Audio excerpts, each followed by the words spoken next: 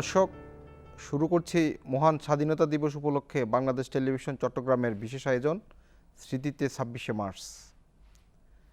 মহান স্বাধীনতা যুদ্ধের শুরুর এই দিন আমরা স্মরণ করছি যারা আমাদের এই প্রিয় বাংলাদেশ স্বাধীন করার জন্য প্রাণ দিয়েছেন, সেই অগণিত শহীদ এবং যারা স্বাধীনতা যুদ্ধে অংশগ্রহণ করেছেন সেই সময়কার তরুণ, যুবক, বৃদ্ধ, নারী এবং অন্য যারা আছেন শিক্ষার্থী, যারা মুক্তিযুদ্ধে অংশগ্রহণ করেছেন সবার প্রতি আমাদের গভীর শ্রদ্ধা এবং কৃতজ্ঞতা। যাদের রক্ত, প্রাণ এবং অপরিসীম পরিশ্রম এবং অপরিসীম আত্মত্যাগের বিনিময়ে আমরা একটি স্বাধীন বাংলাদেশ পেয়েছি। সেই স্বাধীন বাংলাদেশে বসে আমরা আজকে কথা বলছি। একজন স্বাধীন দেশের নাগরিক হিসাবে এটি আমাদের অনেক বড় প্রাপ্তি। যাদের কল্যাণে আমাদের এই দেশ স্বাধীন হয়েছে, আজকে আমাদের সামনে উপস্থিত আছেন সেই দুইজন মহান মুক্তিযোদ্ধা। আমি শুরুতেই তাদের সাথে আপনাদের পরিচয় করিয়ে দিচ্ছি। আছেন জনাব শাহাবুদ্দিন আহমদ চৌধুরী, আহ্বায়ক বাংলাদেশ মুক্তিযুদ্ধ সংসদ চট্টগ্রাম মহানগর। আছেন অনিল বরণ রায়, মহাসচিব বাংলাদেশ মুক্তিযোদ্ধা নৌ কমান্ড অ্যাসোসিয়েশন এবং সদস্য কেন্দ্রীয় কমান্ড কাউন্সিল বাংলাদেশ মুক্তিযুদ্ধ সংসদ। আপনাদের আমাদের স্টুডিওতে স্বাগত জানাচ্ছি। দর্শক, আমরা আজকে এই দুই কৃতি সন্তান, দেশের গর্বিত সন্তানের সাথে ৭১ সালের সে মহান মুক্তিযুদ্ধে ওনাদের অংশগ্রহণ এবং তখনকার পরিস্থিতি সব কিছু আমরা যতটুকু সম্ভব আপনাদের সামনে তুলে ধরার চেষ্টা করব এই দুজনের স্মৃতির মধ্য দিয়ে। আমি এখন শুরুতে আসছি জনাব শাহাবুদ্দিন আহমদ চৌধুরী, আপনার কাছে। চট্টগ্রাম পাহাড় সমুদ্র বেষ্টিত একটি ঐতিহাসিক জায়গা, ঐতিহাসিক স্থান চট্টগ্রাম। এই চট্টগ্রামেই শহীদ প্রেসিডেন্ট জিয়াউর রহমান, তৎকালীন মেজর জিয়াউর রহমান ১৯৭১ সালের স্বাধীনতা যুদ্ধ ঘোষণা করেছিলেন। আপনি যদি একটু আমাদেরকে সেই সময়কার সেই পরিস্থিতি একটু বর্ণনা করতেন আমাদের দর্শকদের উদ্দেশ্যে। আমি তখনকার যুবক, পাকিস্তান বিমান বাহিনীতে চাকরি করি। ২৫শে মার্চ সন্ধ্যার সময় জেনারেল ইয়াহিয়া খান জাতির উদ্দেশ্যে একটা ভাষণ রাখল। ইংরেজিতে তার ভাষণটা ছিল। সেই ভাষণে ভাষা যা ব্যবহার করেছে, অন্তপক্ষে আমরা এখন পশ্চিম পাকিস্তানে PF মাসরুর ঘাঁটিতে আমরা বাঙালি যারা ছিলাম, আমরা ওই ভাষণের থেকে অনুমান করেছে যে পরিস্থিতি কোন দিকে যাচ্ছে। যা হোক, যা আশা করেছিলাম ঠিক তাই হয়েছে। মধ্যখান দিয়ে ২৬ তারিখ আমরা কাজে যোগদান করার জন্য গেলাম। সকালবেলায় আমাদেরকে কাজে যোগদান দেওয়ার কোনো সুযোগ ছিল না। ওখানে পরিষ্কার একটা বড় বিজ্ঞাপন দিয়েছে, out of bond for all east Pakistanis. আমি কিন্তু পাকিস্তানি না, আমরা তাদের কাছে ইস্ট পাকিস্তানি ছিলেন, তাদের কাছে আমরা ইস্ট পাকিস্তানি। তো এই যে আমাদের ডিগ্রেড, সামাজিকভাবে পর্যন্ত আমাদেরকে হেয় করা, ছোট করে দেখা, এটা হচ্ছে তার একটা উদাহরণ। সেদিন দেখলাম, মন আরও খারাপ হলো। ফিরে আসলাম। ২৭ তারিখ সন্ধ্যায় BBC, আমরা সন্ধ্যায় সংবাদ শুনতাম। তখন একটা সংবাদ পরিক্রমা একটা সংবাদ ছিল। সেই সংবাদে পরিক্রমায় চট্টগ্রাম বন্দরের বহির্বিশ্বের যে সমস্ত জাহাজগুলির বহির্নোঙর ছিল সেই সূত্রে বরাত দিয়ে একটা ঘোষণা ওখানে আসলো যে পাকিস্তানের একজন তরুণ মেজর, সামরিক কর্মকর্তা, মেজর, নামটা উল্লেখ করা নেই, সেদিন মেজর সামরিক বিদ্রোহ করেছে এবং পাশে আরও বলেছে যে তিনি স্বাধীনতা ঘোষণা করেছেন এবং তিনি প্রভিশনাল হেড অফ স্টেট নিজেকে দাবি করেছেন এবং আন্তর্জাতিক সাহায্য প্রার্থনা করেছেন। হুবহু ঘোষণাটা BBC এইভাবে সংবাদ পরিক্রমায় আসলো। তো এটা জানার পরে আমরা একটু সাহস হলো। পরে আকাশবাণী একটা ভালো, তখন হাই ফ্রিকোয়েন্সিতে একটা নিউজ, তখন বাংলা নিউজটা ছিল দেবদুলাল বন্দ্যোপাধ্যায়, এখনো এগুলো কানে স্মৃতিতে রয়েছে। তার দরাজ কণ্ঠে মেজর জিয়াউর রহমান সাহেবের স্বাধীনতার ঘোষণার বিষয়টি স্পষ্ট হয়ে যায়। তো তখন থেকেই আমরা চিন্তা করলাম যে এই অবস্থায় এইভাবে বসে বসে ক্যাম্পে থাকার চেয়ে বরঞ্চ দেখা যাক কিছু করা যায় কিনা। আমরা আসবো আপনার কাছে আবার, আপনি আমাদের খুব চমৎকারভাবে উল্লেখ করেছেন। আমরা একটু আসছি জনাব অনিল বরণ রায় আপনার কাছে, যে ঠিক সেই সময়টা আপনি তো নৌ কমান্ডো ছিলেন, ঠিক সেই সময়টা একটু যদি আমাদেরকে বলতেন যে স্বাধীনতার যুদ্ধ শুরুর প্রাক্কালে, শুরুটা। যুদ্ধ শুরুর প্রাক্কে আমার বাড়ি ছিল তো সন্দ্বীপ, জি সমুদ্র পাড়ে। জি কিন্তু আমি লেখাপড়ার সূত্রে আমি রাউজান কলেজে তখন ইন্টারমিডিয়েট ফাইনাল পরীক্ষার্থী। এর পূর্বে অসহযোগ আন্দোলন হয়ে সমস্ত বাংলাদেশের লোককে নেতারা জাগ্রত করলো, আমিও মিছিল মিটিংয়ে অংশগ্রহণ করেছি। পরবর্তীতে 26শে মার্চের পরপরই সমস্ত রাউজানে আগুন জ্বলতে লাগলো। এত আগুন আমার মনে হয় কোনো থানায় জ্বলেছে কিনা আমি জানি না। হিন্দু, বড়ুয়া, যাদের বাড়িঘর সব প্রতিদিন জ্বলতেছিল জল জল করে চারিদিকে।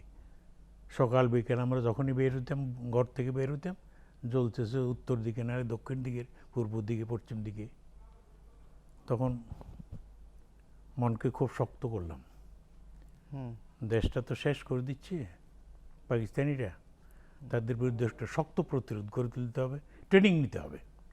আমি রাউজান থেকে মা বাবার সন্দ্বীপ আমি না বলেই ওখান থেকেই পাড়ি দিলাম।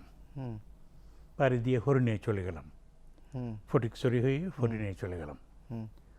হরিণায় যাওয়ার পরে কিছুদিন তখন যাই দেখি ইউথ ক্যাম্প হয় নাই, হরিণাতে ইউথ ক্যাম্প হয়নি, তখন প্রস্তুতি চলতেছিল।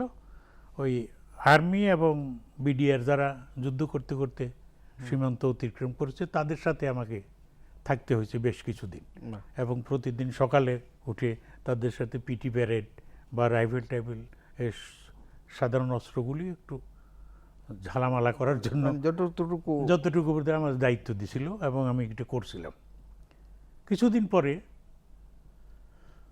একটা দল আসলো রিক্রুটিংয়ের জন্য। এটা হলো আপনার নৌবাহিনীর, ভারতীয় নৌবাহিনীর কমান্ডো টিম। সাথে আমাদের ফ্রান্স থেকে তখন 8 জন সাবমেরিনার পাকিস্তানি পক্ষ ত্যাগ করে তারা মুক্তিযুদ্ধে জয়েন করার জন্য ভারতের দিল্লিতে অবতরণ করছিল। তাদেরকে ট্রেনিং দিয়ে আবার হরিয়ানাতে পাঠানো, হরিয়ানাতে পাঠায়নি, সাথে একজনকে পাঠাইছে। ওরা 8 জন, সেই 8 জন পরবর্তীতে আমাদের পলাশিতে আমাদের ইনস্ট্রাক্টর হয়েছিল। তারা আমাদেরকে ট্রেনিং দিয়েছে ভারতীয় ট্রেনারদের সাথে একসাথে।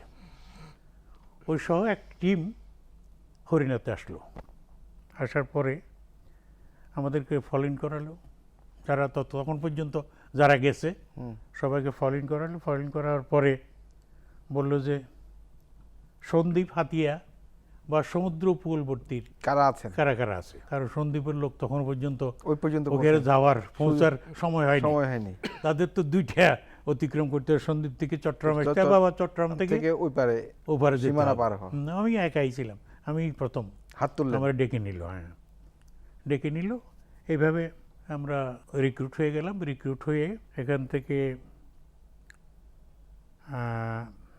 আগরতলা হয়ে, ক্যালকাটা হয়ে নদিয়াতে গেলাম। পলাশিটা কিন্তু নদিয়ায় পড়ছে, সবাই মুর্শিদাবাদ বলে, এটা ভুল।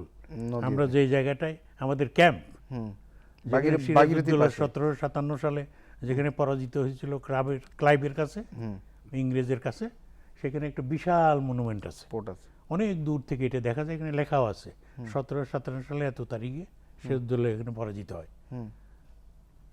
ওই ইয়েকে ঘিরে, মনুমেন্টটা ঘিরে আমাদের ক্যাম্প। আচ্ছা, মানে ওই উপরের ক্যাম্প। সেখানে ডাকবাংলো আছে, সেই সালের স্মৃতি সংরক্ষিত আছে। সবকিছু। পর্যটকরা গেলে সেখানে সেটা দেখতে পারে। আমরা সেখানে চলে গেলাম। চলে যাওয়ার পরে ট্রেনিং শুরু হলো। 13ই মে 1971। হুম। এটা কয়দিন চলছে? জুলাই পর্যন্ত 31শে জুলাই পর্যন্ত চলছে, প্রায় 2.5 মাস। 2.5 মাস। প্রায় 2.5 মাস। এর ভিতরে ওই বিভিন্ন ক্যাম্প থেকে বেছে বেছে রিক্রুট, মানে নিয়ে রিক্রুটদেরকে আবার এখানে জড়ো করছে আইনা। আপনারা বাংলাদেশে আসছেন কখন?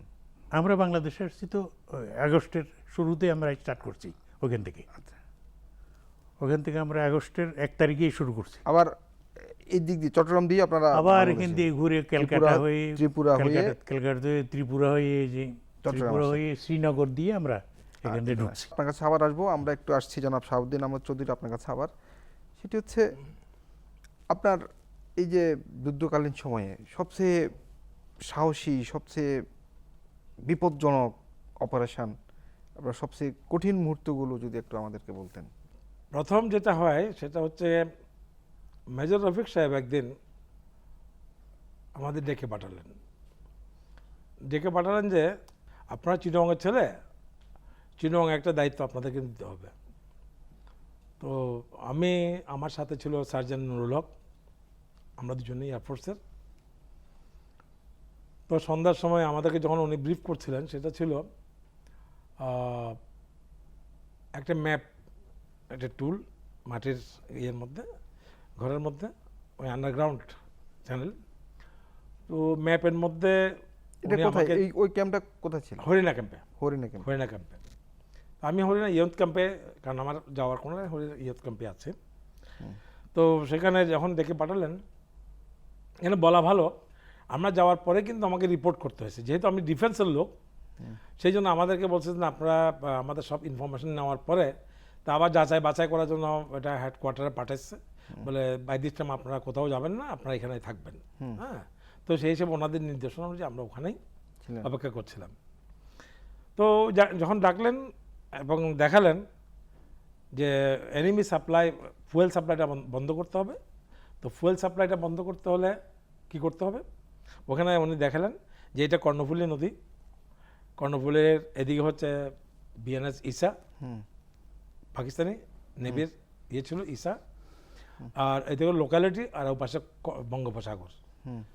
তো কি হচ্ছে, ইস্টার্ন রিফাইনারিতে আমাদের অপারেশন করতে হবে ড্যামেজ। তো ইস্টার্ন রিফাইনারি ড্যামেজ করার জন্য গেল।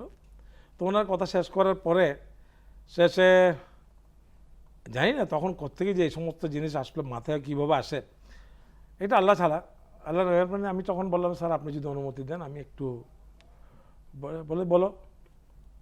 তো যখন বলতে বললেন, আমি বললাম আমার ইস্টার্ন রিফাইনারি আপনি যেভাবে বললেন, আমি চিটাগাঙ্গের ছেলে হলো এই এলাকাটা সম্পর্কে আমাদের যতটুকু ধারণা আছে, আত্মীয় স্বজন আছে, হালিশহরের লোকালিটি এটা।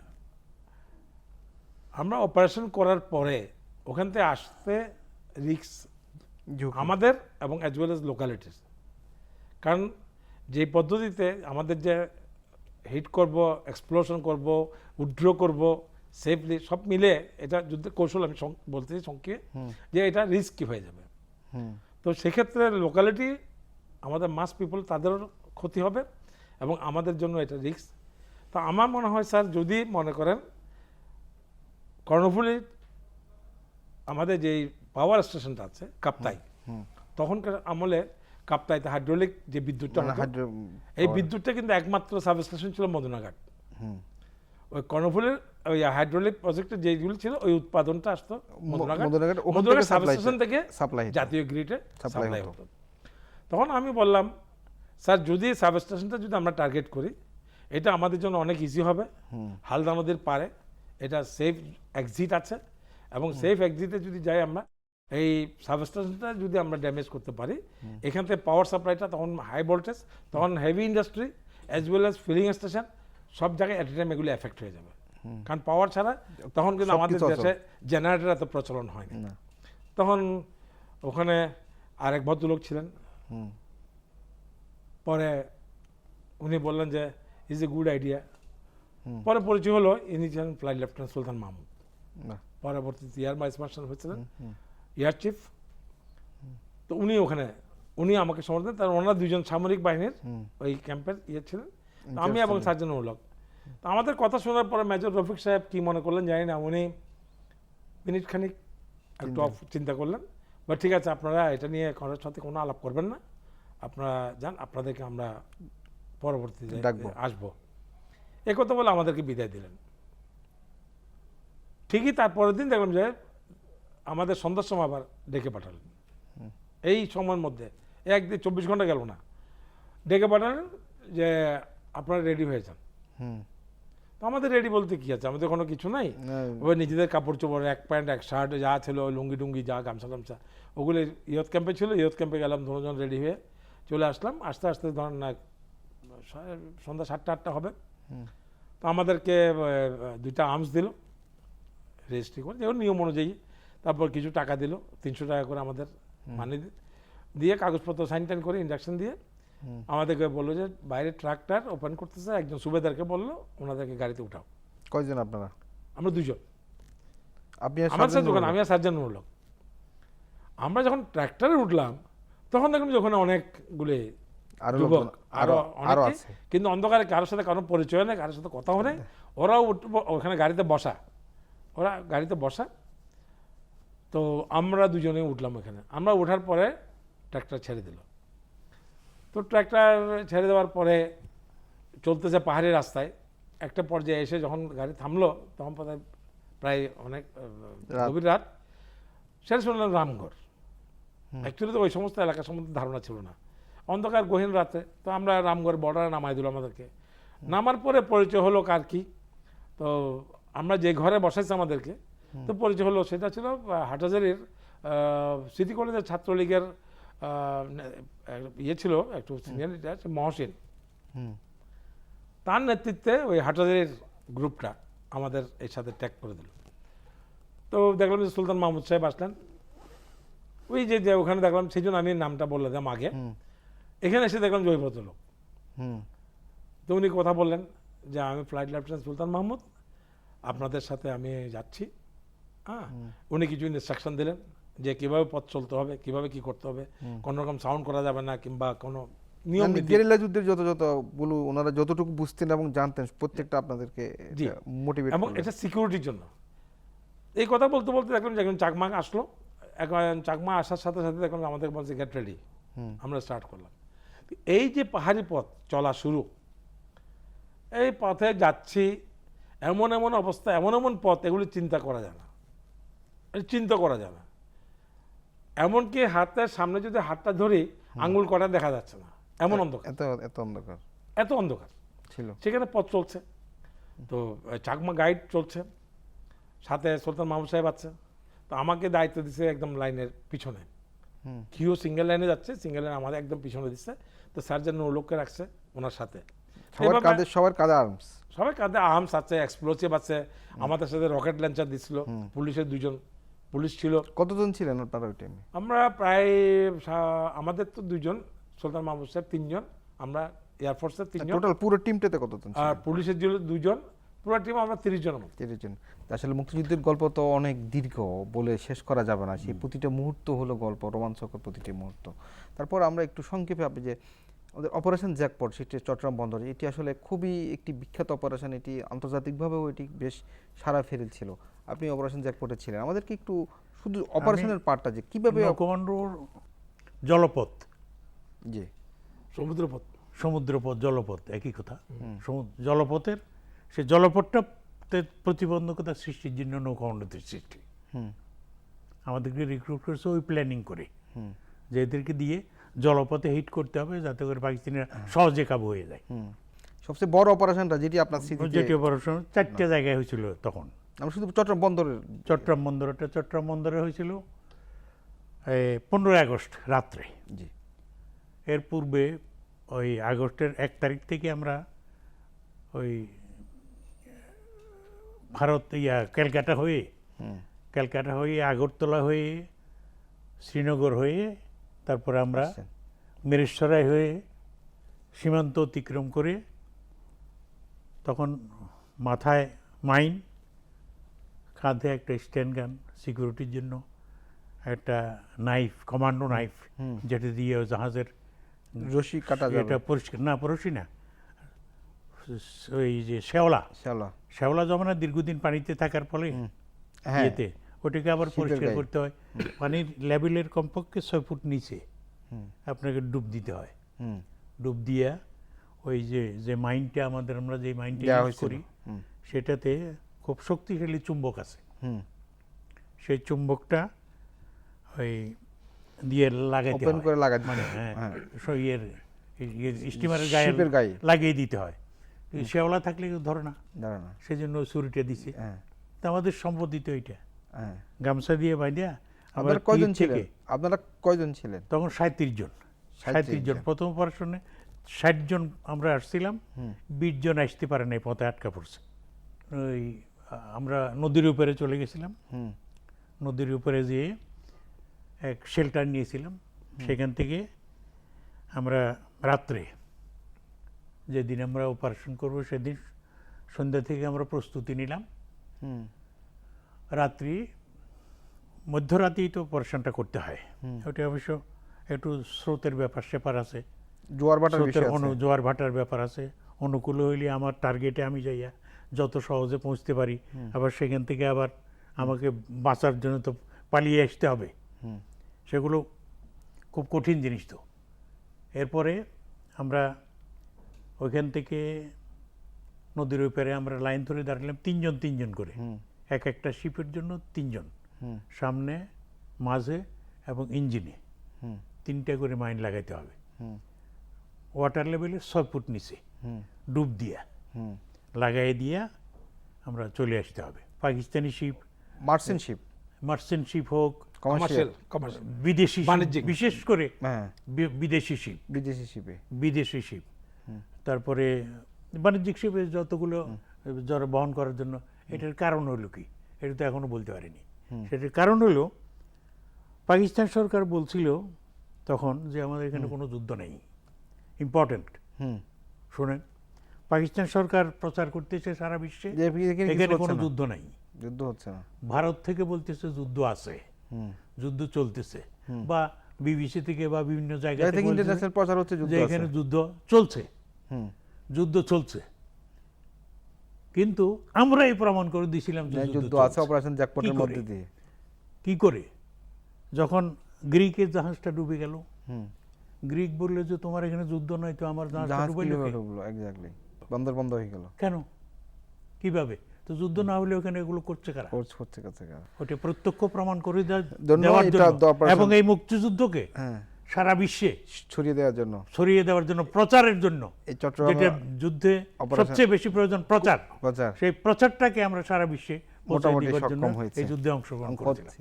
ধন্যবাদ আপনাদেরকে। আসলে মুক্তিযুদ্ধের গল্প কিন্তু শেষ হওয়ার না, এটি দিনের পর দিন, ঘন্টার পর ঘন্টা চলে যাবে, দিনের পর দিন চলে যাবে, শেষ হবে না। শূন্য শেষ হবে না, এবং এটি শোনার আগ্রহ আছে। আমাদের এই ভূখণ্ডের সবচেয়ে গৌরবময় সময়, গৌরবময় দিন, আমাদের বীরত্বের সময়টা হচ্ছে আমাদের মহান মুক্তিযুদ্ধ। মহান মুক্তিযুদ্ধের গল্প আসলে শেষ হওয়ার না, যে যুদ্ধের মধ্যে দিয়ে একটি স্বাধীন সার্বভৌম জাতির অভ্যুদয় হয়েছিল, যে যুদ্ধের মধ্যে দিয়ে সৃষ্টি হয়েছিল একটি স্বাধীন দেশ, সেই দেশের কীভাবে সেই দেশের জন্মকথা, সেই দেশের জন্মের ইতিবৃত্তটা আসলে অনেক দীর্ঘ, অনেক কষ্টের এবং অনেক বীরত্বের। আমরা অন্য সময় আবার কখনো শুনবো সেই সময় সেই গল্প, সেই সব নিয়ে আপনাদের কাছে আবার হাজির হব যে কোনো এক সময়। আজকের মতো বিদায়, সকলে ভালো থাকবেন।